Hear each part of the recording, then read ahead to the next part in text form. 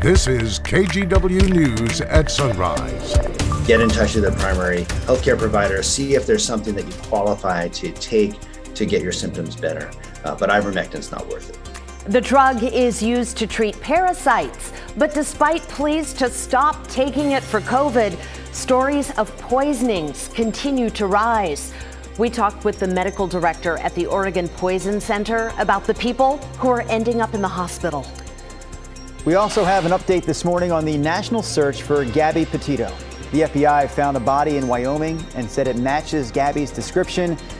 Meanwhile, the search continues for her fiance, a person of interest in this case, who hasn't been seen now in almost a week. And then coming up later on Sunrise, even more people are experiencing the calming effect of horses. How the animals are helping healthcare workers and cancer survivors get through this pandemic. Yeah, we have that story coming up later this half hour, but let's get started here on a Monday morning. Brenda Braxton, ready for the work week, I assume. Absolutely. Nina's still not here this morning, but look who is. Mr. Rodney Hill. Yes. Talking about, you actually sounded very proud of the amount of rain that fell over the weekend. Yes. It was amazing. Well, I think it's a happy moment because something we really needed. 2.52 inches fell out of the airport. Thank you, Brenda.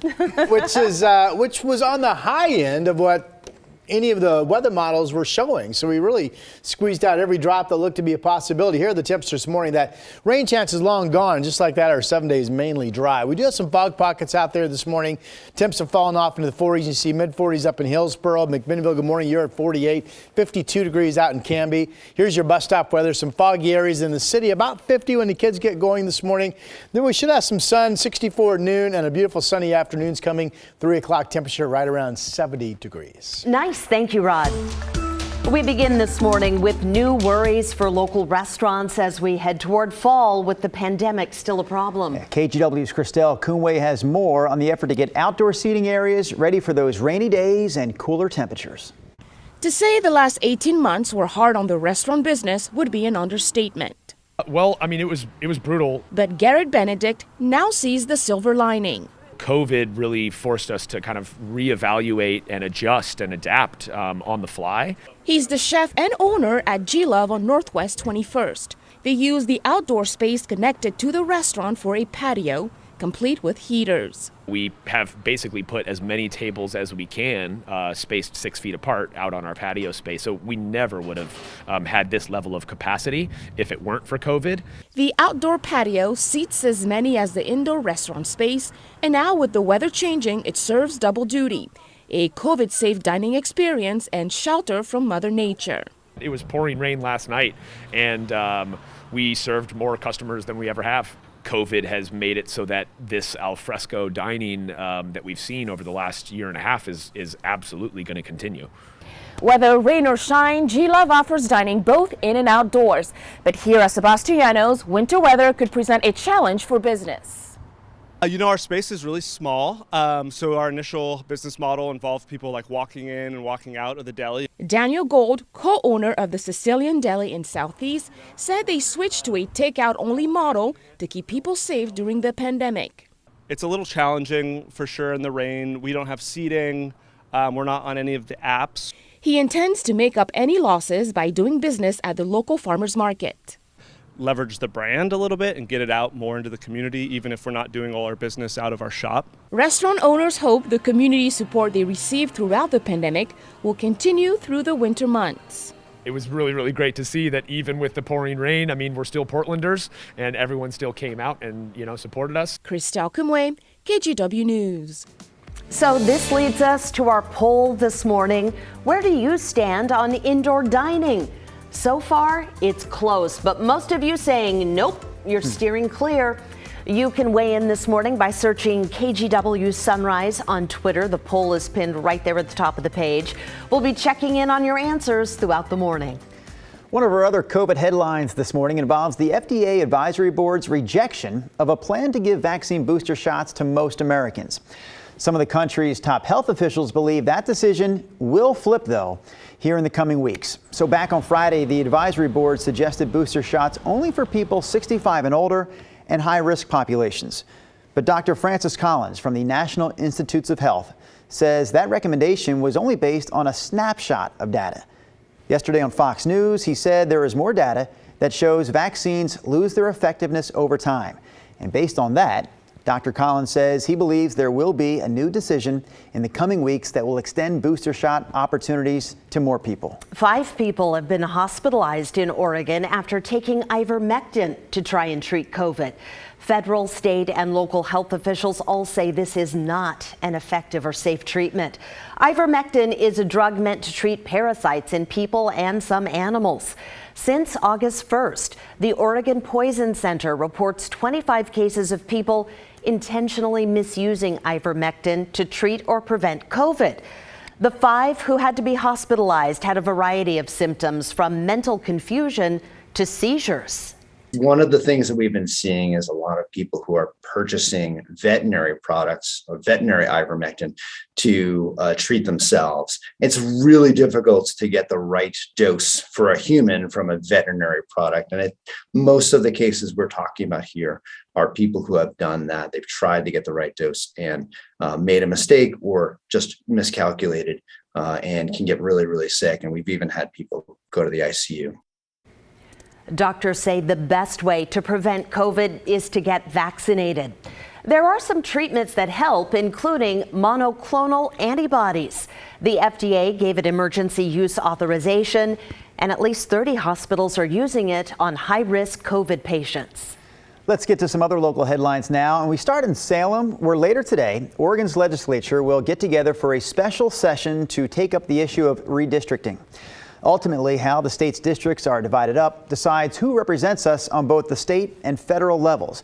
Now, according to the blog 538, the map proposed by Oregon Democrats creates 5 mostly safe seats for Democrats in Congress and 1 safe seat for Republicans. That one covers a lot of eastern Oregon. But according to that same blog, Republicans have other changes in mind. Their map would create only 2 safe Democratic districts in Congress, 1 safe Republican district, and 3 highly competitive districts. Lawmakers are also redrawing maps for state-level legislative districts. So if they can't agree on a new map, then Democratic Secretary of State Shemia Fagan will take over the state legislative map process, and a panel of judges will take over the congressional maps. Portland area parents could soon be scrambling to find different ways to get their kids to and from school over the next few weeks because of the ongoing shortage of school bus drivers. The district usually has about 300 bus drivers, but officials say right now they're about 82 drivers short, and that's forced the district to cancel some routes used by students at both Benson and Lincoln high schools. Dozens of other routes are also being changed or canceled every single day.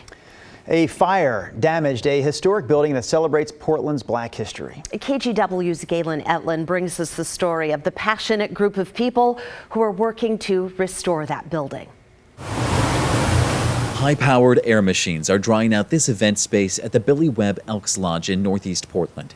Louis McElmore has been with the lodge for a decade and hates to see this damage. It just went up in blazes. Earlier this month, crews responded to a fire on the outside deck. The lodge believes transient people may have been cooking there when flames spread to the building and up into the rafters. With holes now burned through the roof, the fire and water damage spans from ceiling to basement. It's really heartbreaking. Caitlin Van Genderen works with Restore Oregon, which fought for years to help preserve this building. They've gotten it listed on the National Register of Historic Places. The lodge dates back to 1923 on the corner of North Tillamook and Williams. It was a YWCA for Black women, then eventually a community hub for Black families during the Civil Rights Movement. Losing it means we never get that connection back. To this day, it's the headquarters of Portland's only remaining African-American fraternal organization. From their grandparents down to the youngest kids have all been here. Photos of Black women who have helped the lodge line the room, still standing. We're so happy that we didn't lose it. Restore Oregon helped the lodge secure grants to help preserve all this history. But with the fire, unfortunately, it sets us back about a year. A GoFundMe page is now collecting support to fix the damage and get back on track. And although the lodge's event space is out of commission, Louis McElmore is determined. We plan on coming back full force as soon as we can. Knowing history is on their side. Galen Etlin, KGW News. From that spot in Northeast Portland, we're going to take you now out to Southeast Portland. Eric Patterson out live this morning, and we are looking right there at what's known as the Pied Cow Coffee House on Southeast Belmont. I'm thinking this is very Halloween-like out there this morning. You've got the full moon for starters. Ow! The fog is rolling in, and I believe we have werewolves howling within the KGW Weather Center. Rod Hill, let's talk about all that weather business, please. Hey, by the way, Drew, the harvest moon, that's the full moon that's out there this morning, making it seem a little touch of Halloween as well. Okay, if you haven't seen some of the totals, they were impressive. So here are the numbers. These include the first rain band that started about midnight, Friday night into Saturday morning, and then what fell yesterday as well. Vancouver, your grand poobah, 2.93 inches. Astoria, second place, over 2.5. Portland, nearly the same as Astoria at 2.52. And then Salem, this was surprising. You folks did pick up an inch of rain from that band that came in Friday overnight into Saturday, but you had less than a quarter of an inch of rain yesterday. So the rain that Portland had record rain of over an inch Saturday and had record rain of over an inch again yesterday. But Salem missed out on that second batch. So that's largely Saturday rain, 1.39. And then over in Central Oregon, several batches of rain racking up 82 100ths in Redmond. Other totals included over 2 inches of rain up in Cowlitz County as well. All right.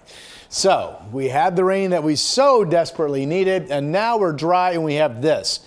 Clear skies overnight, and now we have fog developing down low. So everything that's shaded has some sort of murky visibility. Hillsboro was at one point visibility down to a quarter of a mile. So in the last hour, that's increased somewhat. And then we have low visibility over in the Tillamook Valley as well. Here are the temperatures this morning. Going to be a nice day. We are chilly this morning in a few areas. Burns 27. Baker City's in the 30s, and over in Bend, it's in the 30s. So early fog, otherwise sunshine is a-coming today, and we'll warm back up into the low 70s. Light winds, a very nice final Monday of summer. Similar numbers up through southwest Washington. Portland 73. Look at this, 83 tomorrow, which is the final full day of summer. And then, of course, fall comes in on Wednesday. Could be a trace of rain with a weak system. Otherwise, the entire 7-day is dry and warm again in the 80s on Friday and Saturday, and that's your forecast. All right, thank you, Rod. Stay with us. Coming up on Sunrise, they're a special team of horses helping cancer survivors with all the stress they're experiencing during the pandemic. We'll have more on the mission coming up. Also, Pfizer's COVID vaccine was just known as the Pfizer shot, but now it has a new name and it could take some getting used to. Our Verified team takes a closer look.